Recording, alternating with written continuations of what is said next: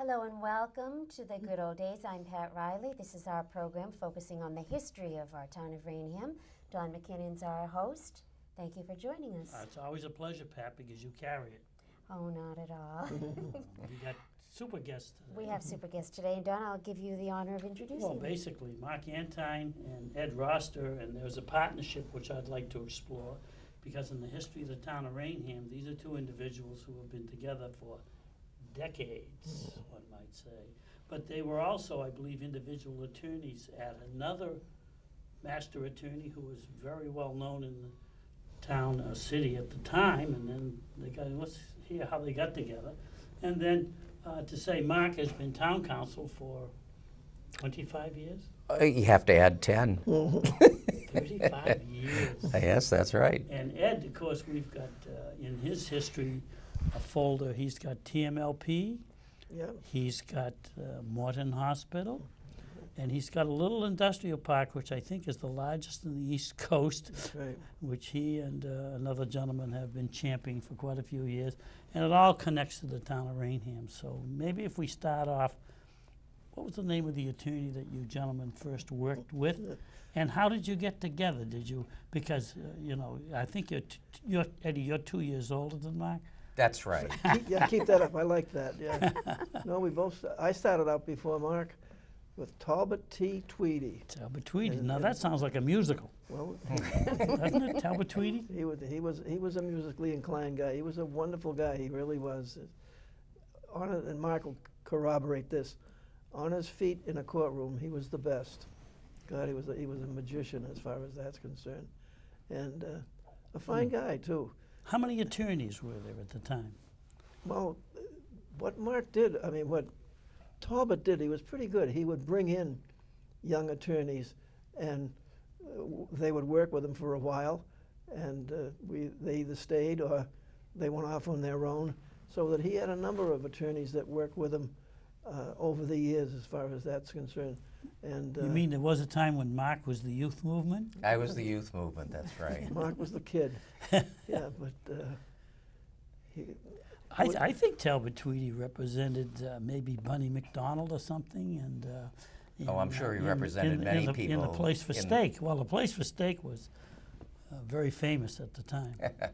Well, You weren't. No, you that hadn't was graduated at that time. That's right. I graduated law school in 1972. Oh, Ed and Talbot Tweedy were partners, and well, were you partners at it? I didn't realize yeah, that. and I came to work there, and I had worked with Ed and with Talbot Tweedy for the summer before, and then I came to work for them in 1973, and at that time, if I'm remembering right, Ed, you were still an assistant district attorney at that time, think I was, believe. yeah. Ed was a first assistant district So attorney. he wasn't a partner at that time. I was still a partner. It was considered, Oh, the district attorney's job was considered a part-time job. okay.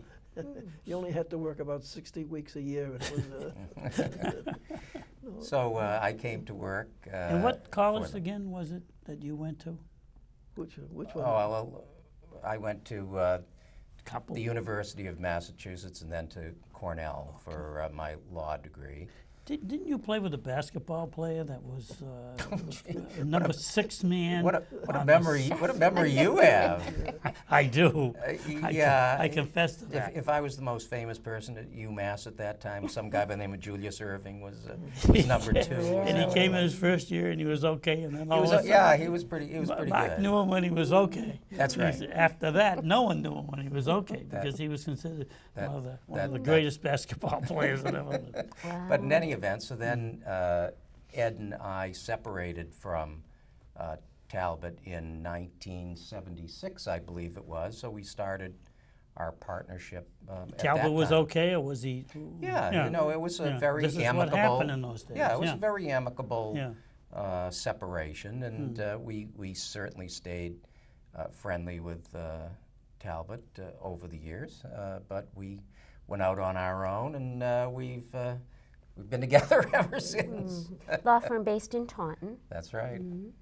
Well, they were on Winthrop Street, and now let's see. We're still on Winthrop Street. We haven't gone very far. And, we've moved a few hundred yards. That's what I always say to Charlie Thayer, because he was in my homeroom, and then they tore down Taunton High, and now the Thayer building is where it was, and he's right where he was. So you're where you were, except you're not where you were. Well, that's right. No, in 1988, we purchased the former Dagan Funeral Home, and beautiful building. Yeah, and then totally renovated it, and then we have been there as our offices at 63 Winthrop Street in Did Taunton you ever own that since. back piece because Cody and Leahy and all this? Well, Jennings, Cody, and Leahy. Was that yours or no? What had happened was, actually, if my memory serves me correctly, Dennis Cody and his associates purchased the entire area. Oh, okay. But Except of course, for that you. back building wasn't there at that time. Yeah. No, including the funeral home, and then we condominiumized it, if you will, and then we purchased from them our building. So then again, that was Including the parking lot. and well, a percentage interest in it. That's right. Right. I'm just trying to get to the facts. All That's I right. want is the facts. No, that's yeah. Now, what about your Raynham connection? When did you grow up in Taunton or Raynham or? Well, both When Ed and did you I move to grew up in Taunton. Right after law school, I married my wife Meg during law school, and then we came back and moved back to Taunton in 1973. And not too long after that, in 1978, there was a selectman by the name of Donald McKinnon, I think his name was. I've heard of him. Now he's the has-been. the former Donald McKinnon. And he talked to me about perhaps being the town council or town attorney for the town of Raynham. At that time, Don, see if I'm remembering right, it was Al Porter, yourself, and Donald Francis. And it seemed like we'd never part. That's those and three. and we for were so there for many, a while. you sure were, and for so many years, I worked directly with Don and also Donald Francis and Al Porter. So actually, Don was the person who really brought me in as town council for the town of Raynham, and I've been always grateful for that. Here we are. And Who was the but town council Eddie, prior? oh, there was. Well, Paul prior to that was Cushman. Paul Cushman, Okay. and Paul was He the lost his sight. Paul was town council for many Yes, years. yes. Then, if my memory serves me correctly, I think our former town moderator, Bill Tripp, who is also an attorney, I think that he, for about a year or so, I think worked with He did, Paul because in a Paul had transition. lost his sight, That's right, and Billy Tripp became his eyes. right. He did very well Yeah. by him. Billy Tripp's had quite a history, really, Right. when you think about it. So, and then I came in 1978. Very But good. but you both lived in Taunton. You moved to Elizabeth Drive, That's correct. and then you moved to Sherwood Lane, Right. and Ed moved to Sherwood Lane. Did you both move? Was this a partnership too? Ed, no, I think if I'm remembering right, Ed, you were there a little bit before I was. I was there first, yeah. When I got married, I lived in Taunton for, I think, probably a few years. I'm not as good on dates as Marc is. And we lived up on Glebe Court in Taunton. And then we had a chance to, very interesting, I think. For a number of years, I was a member of the Edgewood Club. Yes. And Yes. I'm trying to think of the fellow. Dennis Norton was the fellow that owned the house that I lived in now. And he caught me one time and he said, look, he said, I know you're a member of the Edgewood Club. And he said, you're probably interested in moving over here. He said, would you like to look at my house before I gave it to a real estate broker? I said, great. So I looked at his house on Friday and I signed the purchase and sale agreement on Saturday. Wow. You always were a negotiator. Yeah, I was really terrific. Then I had 2 houses on my hands, but it was the best thing I ever did. It was, again, now. You're still there? I'm still there. The Edgewood Club is there, and I just walk through my Edgewood? backyard. Are you still a member of the Edgewood? Indeed, I am. I was Oh. president for a number of years. That's for tennis. for tennis and for swimming. And swimming pool, yeah, we Yeah. were, you know, our family was. As a around. I was result going to of say that, you were there too, Don. Yes, I Yeah, was in my Well, passing time. as a result of that, you know, both of my kids are fantastic swimmers, which I think is wonderful Mm, because they may save their lives and somebody else's at some time. So, right. and I also got a chance to hit the tennis ball around too. Not very well, but I got a chance to hit the ball around out on my backyard. So it was great. And we've lived out there all those years, and we're still living there. It's a nice street, sure. It's a great street. Mark, did you move there because Eddie was there, or did you move there because? You didn't know Eddie was Moved there. Oh, well, no, I knew he was there, but I moved there anyway. Well, those are nice homes. They're still nice homes. Indeed. Absolutely. Now, what kind of cases does Roster and Antoine handle? Well, we handle many different types of cases. Ed has, over the years, handled many tort cases. Those might be anything from automobile accident cases to other kinds of personal injury cases. I handled some of those matters as well early on. But then after I became town council for Raynham, I developed my practice more in the municipal law area. And for myself, I've, over the years, handled a lot of land development matters, zoning matters, permitting matters. I've represented a lot of, and still do, a lot of developers who wish to put in either commercial or residential developments in southeastern Massachusetts. Both Ed and I also handle a lot of estate matters. We draft wills and other estate planning documents for people, and unfortunately, when they pass away, we handle the probating of those documents, things of that sort. And we both do a lot of trial work. Both Ed and I have tried cases in all of the various court systems in Massachusetts, from the district court through the probate court, the Superior Court, the Massachusetts Appeals Court, and the Supreme Judicial Court of Massachusetts, as well as cases that we've handled in the federal courts in Massachusetts. And Ed also, if I'll toot his horn for him, and he can tell you that, again, Ed has tried capital, in other words, murder cases for on behalf of the Commonwealth as first assistant district attorney. And represented people on a couple of capital cases in which there were defendants. So, as I say, over the years on both sides, I've done 27 murder cases. Really? Well, that's quite a few. It was quite a few, but Yeah. that was when I was a lot younger. And even before that, I did 3 years in the Attorney General's office with Ed Brooke, and that was very interesting too. We handled contracts and had a lot of fun doing it. Just as an aside, there was a case that I had. They shot a tunnel down from the Quabbin Reservoir to Boston to bring the water from the Quabbin Reservoir down into the town. And the contractor that got the job, I think this is very interesting, put in a bid, and these were all competitive bids, for $1 a piece for what they call face bolts. And these bolts bolted into the ceiling, and the whole idea was to keep the ceiling from coming down. So we ended up going to an arbitrator on it. This guy put in a horrendous amount of bolts, and the question was whether or not he should be paid for them or not, and whether or not they really needed the bolts. And so we had a little meeting, and we got in one of those mining cars. About 2 or 3 people could get in it at a time. And it was an arbitrator that was hearing the case. He was going to make a report back to the court. And we started down the tunnel, and I don't think we got more than 20 feet down the tunnel, and he said, "That's enough." He said they needed every bolt they could get. Tell that to the That big was the D. end of that was the end of that. He wasn't going any further down I the know, tunnel. I know. Smart.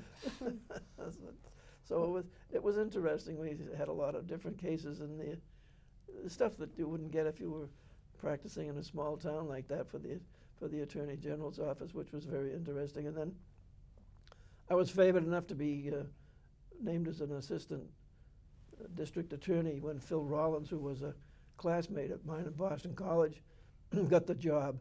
And at that time, I think it was interesting, there were 12 assistant district attorneys, and we covered Barnstable, Bristol, Dukes, and Nantucket Islands with 12 guys. And believe me, that was... Notice he said guys. It was that era. Yeah. No, there were no females. See, there you go. There were no female district attorneys at that time. But boy, oh boy, we covered a lot of ground. And it was amazing, it really was. And got a lot of great experience as far as that's concerned. And then came back to Taunton with Marc and practiced law at 4 Court Street, Taunton. And I thought if you were a lawyer, you had to be on Court Street. Yeah. You know? And then finally we moved, and I said, gee, I don't know if I can do this. You know, because when you were on Court Street, you could walk right across to the Superior Court and the District Court. And now, my goodness, you have to walk 20 or 30 feet to get to those places. And then you moved another 20 feet. Yeah, we moved Yeah, over. we're slowly moving Moving away out from of the town, courthouse. You're going up to The where next thing- Caldo's used to be pretty soon. We'll be in Rehoboth if we can last another 20 years or get over the railroad tracks. But I've always had trouble with partnerships, as some people who know me know I do, not only municipally but also, you know, in business. And how does a partnership stay together as long as yours has? And it seems to be still, I've never heard either one of you or anyone say anything bad about the practice. How do you do that? I think We're friends. We get along well. Well, there are people, I don't know what else to tell you. I'm going to tell you, there are family that don't get along. I think, what is it? Oh, I the didn't say market- it was my family. No, with the market basket, I think the family, they sue each other, so I mean, but there's no solution, and it's just the way the chips fall. Well, I think the thing is that we both respect each other as far as the practice of law is concerned, and probably the way we handle our personal affairs as well, so that if you have respect, and Marc's a good attorney, and I'm an old hack, but if you can get by that, then you can make the thing work as far as that's concerned. Well, it seems to have. It has worked, yeah. But there were short-term things, like, Marc, you were town council for, and I always get these towns mixed up, I apologize. I'm gonna, Rehoboth. okay, I almost did it, because I think David. Yeah, I wanted to rescue was you. Dayton. Yes, that's right. So it's Dayton, Rehoboth, and That's you right. were Rehoboth. Yes, for 7 years, I think it was, I was also the town council for the town of Rehoboth. And So Dayton and, no, I didn't represent Dayton. I represented the town of but David had Dayton, didn't he? Yes, David Gay. Not that things were solved at a coffee shop, but. Well, if you have to deal with matters, it's always good to know the people you're dealing with. And I'll get to that story. That's right. And also, I've represented certain boards in the town of Falmouth as special town council. Done a lot of municipal work and land development work. That tends to be where much of my work is located Not today. that you'll be there someday, but if some decade you retire and you're down the Cape, would you then take special cases at that time down the Cape? Or when you retire, you're retired? I'm going to say bye-bye. Okay, all right. It's been a wonderful life. No, I think both Ed and I really enjoy, what we do, but I think if it comes time to retire, then Everything I think, has its season. All right. then I think it's time to go.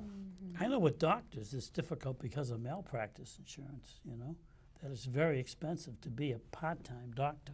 I didn't know if it was as difficult to be a part-time attorney. We have to carry malpractice insurance as well, and we do. I don't think yours is quite as high as theirs. Depends on the depends on attorney, what the Jim what the specialty Sokoloff will is. question you on that. Eddie, you were also with TMLP for a while.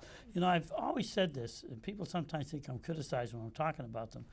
The two things in Taunton that I think are exemplary are Taunton Municipal Lighting Plant and the Morton Hospitals. Those are the two things that in the city, I think, separated them and made themselves so valuable.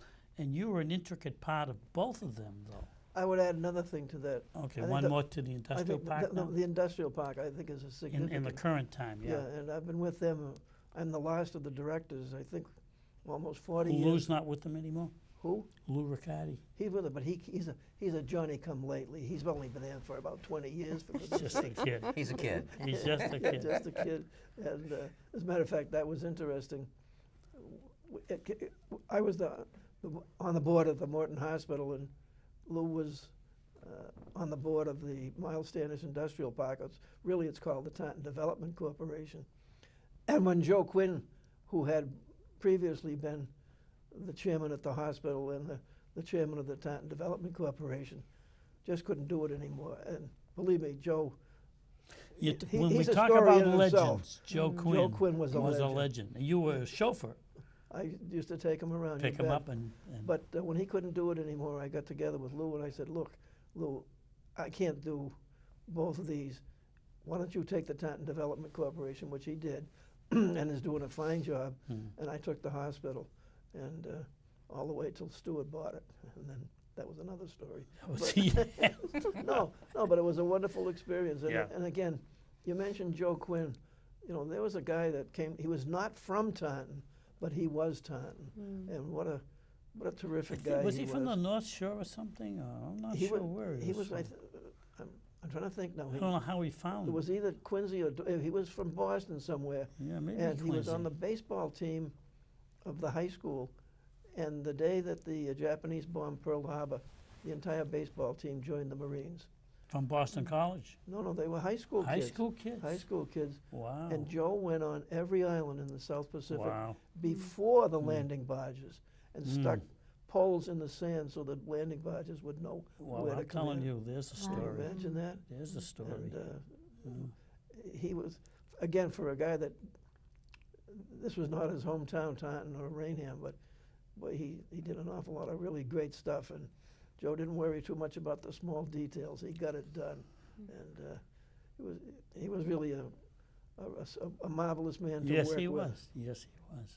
Yeah. A marvelous man to work with, and we had a lot of fun. And as you point out, it's one of the largest industrial parks in New England, if not in Massachusetts. And every year it turns out $8 million in taxes for the city of Taunton. That's tough to beat. With no heavy lifting. No heavy lifting, no kids to put through school. That's right.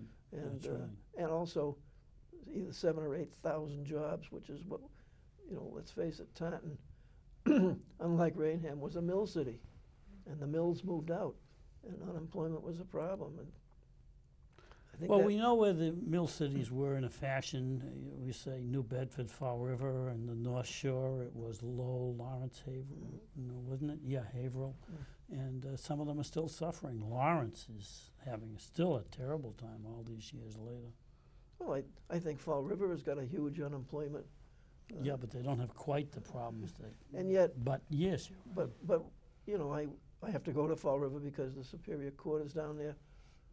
What a beautiful locale that is. Oh, New Bedford, Fall River. New Bedford is Yeah, gorgeous. sure they are. Beautiful town. harbors. Looking Beautiful down town. over The a- harbors. Looking over a harbor. Johnny my Welch goes down there on whales. He gives lectures on the whaling industry. Yeah, And so New Bedford at one time was one of the richest communities in the country. that's right. And even when I go down there now, it's a There's still some beautiful beauty city. of I it. mean, the location is great, but as you know, it's got all kinds of problems, unfortunately. So Years ago, I went into one of these, I don't know what it was, say a warehouse or something like that, and up there was the Massachusetts seal. And I said to the guy, why is this in this, I don't mean to say it, but a crummy old warehouse, Massachusetts won't pay for it, so I keep it.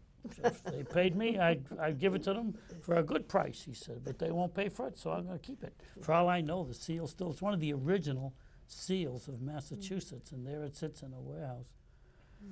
Marc, I would just wanted to get in on before we get to anything else, I wanted to talk a little bit about squeeze play. And, well, we got to say the industrial park for us, Raynham Woods. And what was the third? Was the third one there? that was Well, you and I were involved in That- in a lot of matters. I gotta 35 years, a lot of cases Yeah, a lot. there, I'm sure. The Raynham's a very different place. I gotta now say than the it one was, I'm gonna 35 say. years I ago. gotta say this one here. We're in there, and I'm being sued as usual. It is, as usual, not my fault. It's a misunderstanding. This and had I'm to do innocent. with a town of Raynham matter. This Okay, might yes. have been the mobile home park. It was. That's the third one I hadn't thought of. Mm-hmm. And I'm sitting there, and this judge, geez, everybody, lit into us, I'm sick of you people. You've been talking for so long. I just want to get to this. I don't want to hear from anyone else here, And then there was this big pause. I didn't see you there, Mark. He said, do you have anything to say? And the poor other attorney thought, how do I get out of this room? Here's a guy that's just ripped into us all. We're all shaking in our boots, And Mark was sitting back there, and he hadn't seen Mark. Oh, I'm sorry, Mark. I didn't see you. Well, it certainly helps if you know the judges. Doesn't hurt. And as a matter of fact, that particular judge, that was Philip Ravad Raposa. Oh, Philip. And Judge Raposa has gone on from being at that time a Superior Court judge, sitting mostly in Bristol County. He is now the Chief Justice of the Massachusetts Appeals Court, very well respected judge, literally worldwide. He has been involved in a lot of legal seminars throughout the world, and he's quite a guy. But And he's a friend of yours. well, it just always helps if the judges know who you are, and not because they're going to do you any favors, but they know Ed, they know me. They we know you're not going them. to talk just to hear yourself. That's well, we would like to think that's Well, true. because they are where they are. Yeah. And So, therefore- but I remember that day. That was funny. But we've done a lot of things together over the years. For the audience to know, Dawn, this is going back into the mid-1970s, I believe it was. There was a talk of what is now the Raynham Commerce Park out on Route 44 and Orchard Street, that was, if you can believe it, was going to be a hazardous waste facility. And Dawn, as a selectman of the town of Raynham, did not think that was the best use of the I property. pictured real estate. And so he started a campaign to not have that be cited. There's a whole statute on the citing of hazardous waste facilities. So Dawn and I became very knowledgeable in that area of the law, and as people will see, it is not a hazardous waste site today. It's a beautiful commerce park.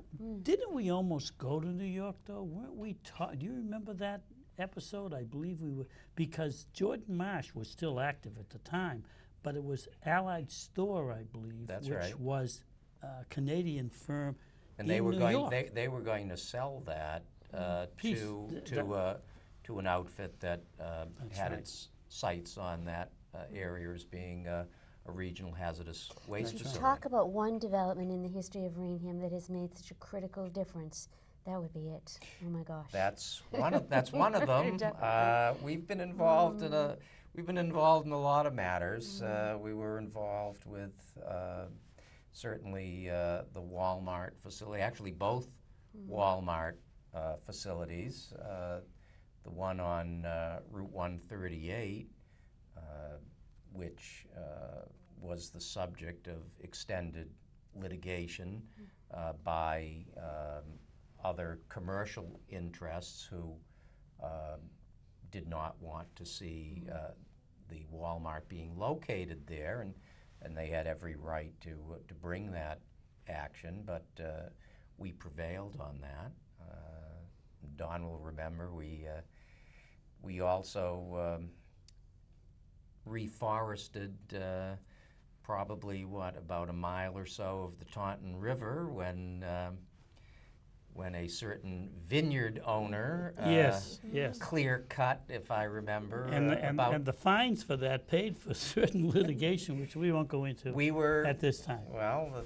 Some people Well, said that we couldn't do anything about that, and Don and I said, I think Yes, that we can. I think we can, and we ended up bringing suit to because there was our allegation was that a vast amount of wetlands in the town of Raynham along the bank of the Taunton River. The amazing thing is about that wiped out. owner, and I won't give his name because we don't do that, but he was so environmentally correct when he sold a piece of land, but he himself didn't think those same rules applied to him. I find that hard to believe sometimes. But there were people that bought pieces of land from him. They couldn't do anything because of his environmental. But then again, Mark, it didn't come to pass when it came to his piece of property. So we were very successful in that regard. So I mean, there's been a lot. I mean, again, this isn't a self-congratulation society. Well, we've got to bring these things but out because you know, the town of Raynham is one of the few towns in the entire area that is once our present phase of sewer is completed, is going to be virtually 100% sewered, and that's a tremendous accomplishment. And over those 35 years, I've been involved in scores of eminent domain matters where we had to take land in order to do that.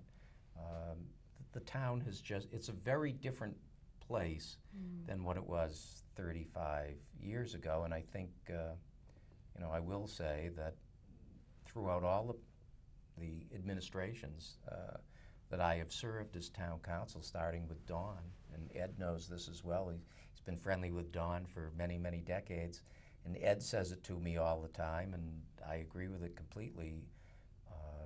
In the town of Raynham, there were no hidden agendas. There were no let's do something because politically it's good to do it this way or that. The first day I think that I took the job, Don, and when I came in and spoke with the Board of Selectmen, I said, you know, if you ask me for my opinion on something, you're going to get that opinion whether you like it or not. So think long and hard before you ask me the question. You may get an answer you don't like, but all of the boards of selectmen who I have dealt with over the years, they've really been terrific, and I've never been asked to have an opinion go in a certain way for anything. It's really been a pleasure. Mark's to do famous that. line was, and we try to impersonate you once in a while. Oh, God. But we don't really do it. And it was, you did what? That was not a good thing to hear. What did you did what? Without the impersonation. I think that one of the things that always struck me about town governance in Raynham was that you could go to a meeting of the selectmen or any other board, and you didn't get people posturing, making speeches, and off the point. Everybody, it seemed to me, you know, they had intelligent discussions, and whereas you go to some other places and you get. We won't mention the places. No, you don't have to mention. No, it's not necessarily around here, but you get people who are on municipal boards, and they're posturing for television or for even before television, they were posturing for the press, to no good end. Whereas it seemed to me when you came to Raynham, no matter how contentious, you know, the proposition was, everything was done in good faith and no posturing. And I remember one of Donald's most famous lines of all. It had something to do with what was it, an exotic? An exotic dance business was petitioning to come into town, and they started to tell Don and the other selectmen what would be done by the employees of that particular establishment, and they were talking about that they might be wearing bikinis. And what was it exactly that you said? I have mean, no idea. I don't remember saying anything. remember what it was I remember because what it was. because it went something like this. And Don, very dead-faced, and looked right at the person who was making the presentation, and he said, "I have one question for you to find out for the people of the town of Raynham: bikini on or bikini off?"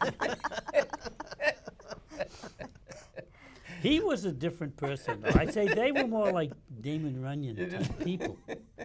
They weren't mean. They were just, they were tenacious. They all had bodyguards. And Mark, were you with him the last day when they were loading up the trucks, when another counselor who's not with us today, but he is on one of the town boards, when they loaded up? Were you with him that night? When they were leaving? Yes. Because they had trouble getting the truck going, and it was a local establishment that was trying to get the thing going. That, for people who might want to know a little bit more about that, that particular establishment, that never really got off the ground, and we did end up in court on that one as well. And the court, I think the business was somewhat surprised that the court did not come down their way on the matter. But How did we win that argument? well, we talked about the fact that certain establishments, even though there's a First Amendment right to be able to do certain things, we thought that some of what was being anticipated went just a little bit too far, and that seemed to carry the day for at least that part of the argument. And then, actually, if my memory serves me correctly, shortly after that, that entire business ended up in the bankruptcy court. Most of these businesses, you can. What's the number of licenses you could have? 2, 3, 1? A liquor license, and therefore they always bring a brother-in-law or somebody, second cousin, and put them in charge of this thing. He wouldn't put his son. He couldn't put his son. His son was too young.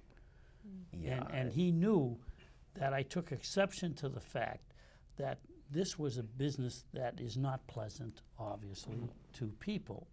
And I thought, if you're making the kind of money you're making, and the man was making money in other establishments, why don't you put your son up in a Dunkin' Donuts or some? And the kid, he was priming him. And as a matter of fact, he did put him in work, business, either in Fall River or New Bedford. There was a murder, and the manager was murdered down, not the kid.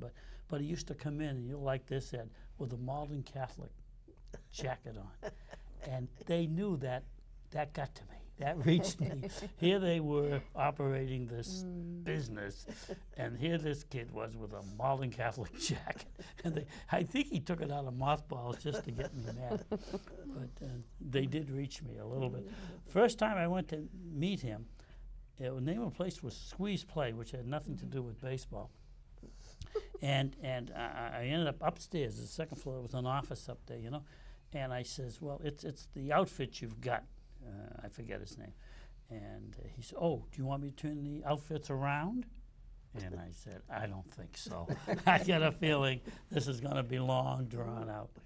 And I was just talking to Lou Pacheco, Captain Lou and his bride, walk, and we bump into each other going different ways, you know. I was just mentioning that today. There was a fellow who was in charge of finances for, of all things, the city of Chelsea. And that's a tough one. And that was a tough one back in those days. And I can't think of what his name was, but Louis gave me his number to call him, because this fellow, they put out a business in Chelsea. And what the guy would do is he would follow you around, find out anything about you for openness, you know. He went different levels is what he did. That's for another day. But it was interesting the way some of those people stayed in business. Was they come and got you. Oh, yeah. Well, there were we were involved in a lot of matters over the years on liquor licenses, things of that sort. Don and I and the other selectmen have gone in many times to the Alcoholic Beverages Control Commission to advocate our cause, either for or against certain liquor licenses. And I think it's fair to say our track record has been rather amazingly good. And I think part of that is that I have a lot of colleagues who represent a lot of cities and towns, and the government of those cities and towns, again, they have perhaps their own political agendas or whatever it might be, and they get themselves and the municipality in a lot of trouble. And then if you're the town attorney or the city attorney, you have to kind of get them out of the hole that they dug. And one of the things about Raynham that, again, the people should be very pleased to hear is that over all the years that I've been here, the Board of Selectmen and the various boards like the Zoning Board of Appeals, the Planning Board, the Conservation Commission, we as a town are very, very rarely sued. And that's a good thing. We take the hard positions in times when you have to do that, and when we think that we're right about something. But I think the town is also very careful to make sure that they don't trample on any people's rights, and they're very accommodating to businesses. They're very accommodating to all the individuals who come before the boards. It makes my job a lot easier because we're not involved in a lot of lawsuits where money damages are being awarded. Raynham's very fortunate in that regard. I travel to a lot of other places. It's not always the case. No, it's not always the case at all. So we have a lot to be thankful for. Now, obviously, what you do also is get ready for town meetings. We are having an annual town meeting coming up, and I will say, Don, we've been to lots of them. Yes, we There's have. there is definitely If no, not all of them, right? There is no other opinion that's valued at the town meeting as that of the town council. Many times when there's an issue and you're not sure what's going to say. I gotta say, I gotta turn him in though. Once in a Usually. while, he Usually. stands up and he said, "I'm not speaking to you as the town council." And we're all sitting there saying, "Oh." It doesn't matter because his opinion holds. One citizen among many. That's right. But I think people realize that you've done your homework and Well, we try. you know what you're talking Yeah. about. Eddie, on the TMLP, that came and it went. Was there problems with TMLP, or you? When you say it came and went, how long Well, were you because with the- TML? He was there. It came a lot longer Yeah. than it went.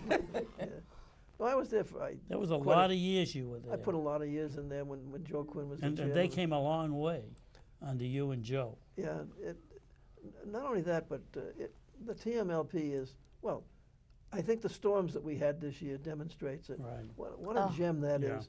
You know, where other towns and places were out of power for 3 and 4 days, sometimes a week. In Raynham, I don't know that anybody lost power for more than a day or so at the very most. And those guys were out there just like that.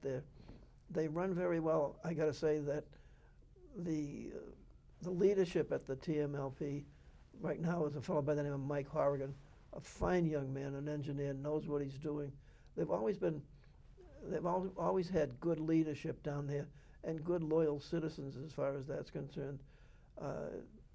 The troops that work down there do a good job as well, and they're out at all hours of the night. I think it's a real gem as far as I'm concerned for people that want to move into this neighborhood. And these other N-Star and all the rest of it, they're huge. They don't give the service that the TMLP What was interesting with the last blizzard, you hear on the news that the crews for the other companies aren't going out until the storm has stopped, and then you find out TMLP crews were never stopped. They were out continuously. No, they're out there all the time. Good bunch of fellas, and as I say, good leadership, and it's a real gem as far as the city of Taunton is concerned. And it was a lot of fun representing them as well. We had a lot of they did things correctly, and one of the things that they did is that way back when, they bought portions of nuclear power Right. when it was not very popular and nobody knew what they were doing. But boy, oh boy, did that turn out to be a good idea, so that they don't have to depend on their own facilities as far as generating electricity is concerned. And as a result, they buy it, and they buy it a lot. They buy it a lot cheaper, and it's very interesting. And again, I have to compliment Joe Quinn on this. All of the power companies, particularly in New England, are tied together in a big pool. It's called the knee pool agreement, and they put out a booklet. It's like this, and it's written by engineers, and not knocking engineers, but I tried and I tried. I think I got to page 7 a couple of times. I couldn't read what they were talking about. And gee, I can remember being down Washington at a hearing, and someone would say something, and Joe Quinn would say, "Well, that's on page 175 of the knee pool agreement." And I said, "Oh, of course it is. Are you kidding?" I don't know anybody in the world that could ever get to page 175 unless it was Albert Einstein. But they did a lot of smart moves down there, and they're a great facility as far as that's concerned. And then, as I say, the other thing that I'm very proud of is that Miles Standish Industrial Park. What a boon that's been, not only to Taunton, but to this whole area as far as that's concerned, to have a park like that. And I drove through it just the other day. It's really nice up there. They have beautiful It's buildings. huge. I've been lost up there. Oh, is yeah, huge. of course it Yeah. is. No, there's something like 30 miles of road in there. Now, correct me if I'm wrong. I've been that way once or twice, but I never but- corrected but you, No, did I? no, you said you used to say you did what? Yeah, but was there a time when that street, Bay Street, did not have? I thought at first the neighborhood was fighting it. Well, They didn't want business that's on right. Bay Street. Let me put it that way. No, there's no question they didn't want it. And even to this day, if you've got a business that's going in there and it's on the periphery of the park and the neighbors are next to it, they're concerned, and rightfully so, I suppose. But Well, I think what happened was that there was a couple of people. Gee, we're good at not mentioning names today. A couple of people that bought a lot of property up around the Raynham, Bridgewater area where 495. It was before the connection. It was 25 at that time, I believe, or 25. And they spent a lot of money because they thought the industrial park was going to be there, and then all of a sudden Bay Street opened up, and yeah, they still owned some of those people. I have to tell this story. Ed, you were talking about the TMLP. Yes. So one day, Ed, who again was longtime counsel there, for one reason or another, you couldn't go, and you sent me to a hearing at the EPA in Boston. That's the Federal Environmental Protection Agency. That's because Eddie doesn't like Boston.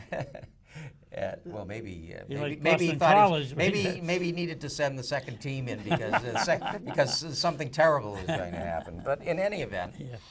so I went in there, and the issue at the time, I seem to remember, was, and this is going way back to when the TMLP was going to build the generating station Unit 9. on that portion of the Taunton River. That's right.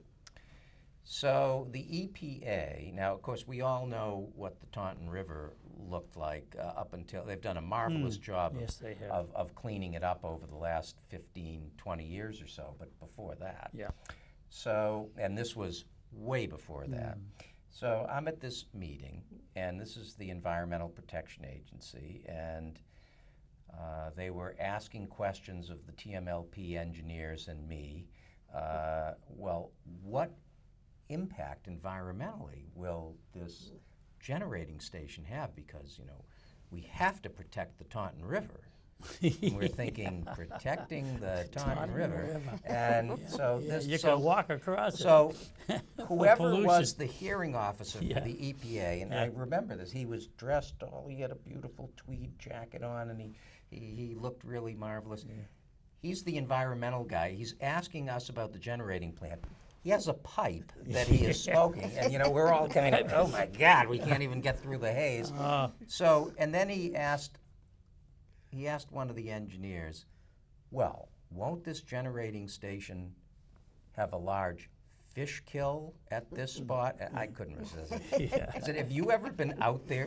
There hasn't been a fish that's been alive. Do you know there, the name of the last over fish there they in named? 30 years. So needless to say, the generating station was built. The EPA gave them the permit. So they were. But lots of infrastructure has been built in Raynham and Taunton over all these years. Again, Don and I were involved for the expansion of the sewer system. We had to negotiate an intermunicipal agreement with the city of Taunton for an extension of the original 20-year agreement, and that was challenging, but we managed to more than hold our own. We had previously been involved in litigation over certain matters with the intermunicipal agreement as well. So a lot has gone on over the years. There was a city councilor who used to say, we don't want Antoine here anymore. Can't you leave him home? He's driving me crazy. And I said, no, he comes with the package. It comes with the package. He's part of We had a lot of fun. We did. But apropos of that business, when we were building the generating station down there, we put two guys out in a rowboat in the Taunton River, and they were supposed to find out what kind of fish they were and how it would have. The guys came in after 2 weeks. He said, there aren't any fish out there. There were no fish in the river at that time, but. It shows how history changes, because there was a time the Taunton River was the reason, one of the reasons Taunton was doing as well as it did, because it generated power. But, the water. But it was always, the Taunton River, even when it was generating power, was also a sewer. Oh yeah, definitely. That's why. That's how it generated the power. But I remember going in a small boat. We went in, I think, in back of the McDonald's on Route 44. Bob Newton, longtime chairman of the boats. Raynham Zoning Board of Appeals. Bob and his lovely wife Dot asked Megan and me if we wanted to take a little ride on the Taunton River, and we said sure. That sounds like a lot of fun. And Bob, being an excellent boatsman, we let him take the helm and take care of it. And I got to tell you, for those who've never done it, the Taunton River it's beautiful. It just was, by this time it had really gone through a lot of cleaning, but it really is a beautiful river. And if my memory serves me correctly, it's been designated a scenic wild river. I was surprised with, and I'm not calling it a church, but there is the group that's building this huge, monstrous religious building on South Street. The temple. The temple. Okay, I'll get that right. I thought it was going to be down by the Taunton River, and I thought to myself, what these people really were thinking, because down by the Taunton River is as beautiful a sight as you could have. And I drive by one day, it's right on the main street. I said, what is going on? But that's okay. If that's where they're happy, that's good. But wouldn't that have been beautiful if it were down by the Taunton River? Because that is one of the beautiful sights. Matter of fact, I think they still rent canoes down where you were. Yeah, no, it's really a lovely, it was a lovely trip. And a lot of the things that we were litigated in regard to, interestingly enough, I said, people talk about the selectmen, but because we're a small town, we're members of boards that cities aren't. And much of our litigation is due to the Alcoholic Beverage Control, Chapter 138. It's due to the Board of Health. And so many of the litigations on the town wasn't the Board of Selectmen at all. It was the Board of Health. Well, John, I do seem to remember that in the town of Raynham, the Board of Selectmen or the Board of Health. Well, that's I couldn't let that pass. Well, I was going to pass it off, but thank you for reminding me that. But that's the truth, though. That Oh, it is. Oh, that is- absolutely. We are the ones that are always sued, though. No, because- that's right. That's right. And the mobile home park, we've got 5, but I mean, on the mobile home park, I realize that's a show in itself for Pat and I someday. And now, as a matter of fact, the Rent Control Board, which is one of the most controversial things you can do in a community, is headed up by Joe Betancourt. And his ability to handle those kind of things. But what a change when it was, and people get angry when you hear what it was called. It was called a trailer park. Then it was called a mobile home, and now it's called a manufactured It's a home. manufactured home. And so that's it's right. gone. And Marie Smith didn't agree with me. I said, "Isn't that the way it is, Marie?" No, Marie. But that's the way I looked at it. It started off as a trailer park, went into a mobile home park, and now it's a manufactured home. Well, as Dawn knows, that the entire mobile home park issue and issues about whether a mobile home park can close, and if it's going to close, what happens to people there. Again, the town of Raynham, townspeople who have been here for quite a while are well aware of the fact that there was a lot of litigation that was involved with the mobile home park as well, but the town, through Joe Betancourt, who I'll make a pitch for Joe as well, people don't realize how lucky we are in the town to have people like Joe Betancourt. Yeah, the right person at the And right place. I mean, yeah. Joe has been instrumental in the building of the various schools in Raynham. He was instrumental in the formation of the Mobile Home Park Rent Control Board.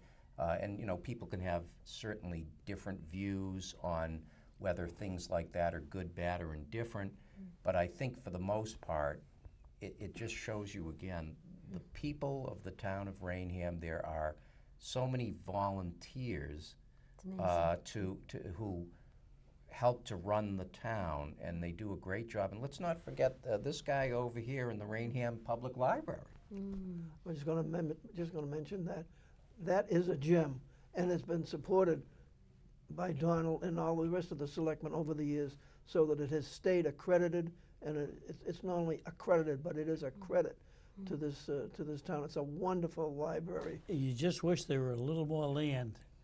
But Well, the that's library a- itself has been operating, you're right. So with you and Bob Newton and people of that nature over the period of years, it's just wonderful. It's a wonderful building. You walk in there and you're just welcomed. People welcome you. And upstairs and downstairs, and in the meeting room also. So it's, No, it's a great little library. It really is. how long have you been associated with that library? Okay. Oh, wait a minute. No, Don't ask him too many of these time questions. Whole bunch. It's been 15 or 20 years that I've been At there least. too. Yeah. Yeah. We've got a little less than 2 minutes left on. Just want a quick pitch that this month is our town meeting. And in Raynham, we have our town meeting form of government, which I know Don is a big proponent Yeah. of. And it's such a great opportunity for people in the community to have a say in their government. I would assume that you're probably a proponent of that form of government as well. I think that it has worked phenomenally well for the town of Raynham. And, I mean, it's a little like a fun. Norman Rockwell painting, but I mean, is. it's exactly how it works. The town people decide how their money is going to be spent and how things are going to work. They can't say, "Oh, those other people did this and did that." They are the government, so it works really We well may from my point be of the view. last democracy. That's right. Because every place else is a republic. Bridgewater just switched over to a town council form of government, which that's the legislature now. And yet we still have our town meeting, and people go to the town meeting, and many towns in Massachusetts. I grew up in Woburn, the city, and we always looked at Burlington and Wilmington. We were always saying, town government seems to work better. I don't know why it does. Maybe because it's closer to the people. I really believe that the closer to the people you are, the better government works. And that's why I think towns work so well. I think another thing about the town meeting is we've been so lucky with the moderators. You know, Billy Tripp does, what a great job We he had did Billy before. Tripp, we had Joe McCusker. Joe McCusker did a great job. Yeah, and Joe John, McCusker and used to John have- John Donahue does a Donahue. wonderful job. He used to have. So on that note, we'll see everybody hopefully we'll get going at our then. annual town meeting Well, I on thank May our 20th. Thank you, our guests. partners for coming Ed in. Roster and Marc Antoine, thank Thank you you. very much. And Dawn, we'll Thank be you. here on our next episode of The Good Old Days. Thank you all for joining us. See, there's supposed to be